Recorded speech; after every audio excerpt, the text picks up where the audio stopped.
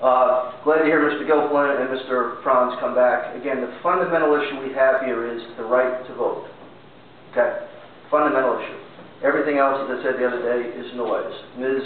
Weber, wants to push the issue now before we go on vacation. That was one of the reasons I think Reardon was coming up the other night, saying, are we doing this to kind of, push it through while people aren't watching? I don't want to do it over the summer.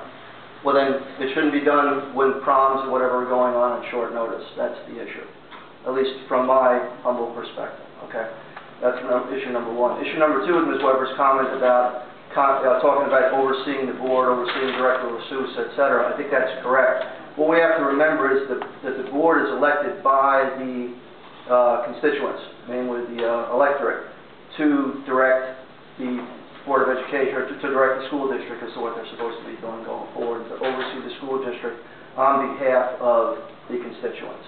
The idea of telling the constituents, we as a board, who you elected, are going to take away your right to vote unilaterally is inappropriate. So again, I agree wholeheartedly with Mr. Gilfillan.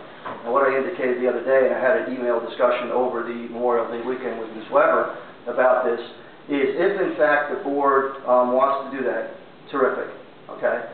But I would argue once again that it should be put out to a vote, irrespective of the fact that 10 people may show up, or 10% or whatever.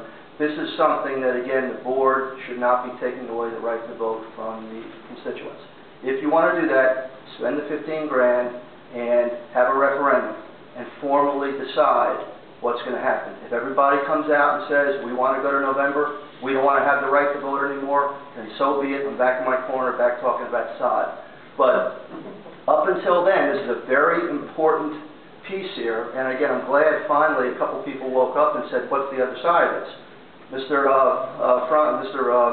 Connors was awake a few years ago when he said one of the most important things we have to deal with is the right to vote.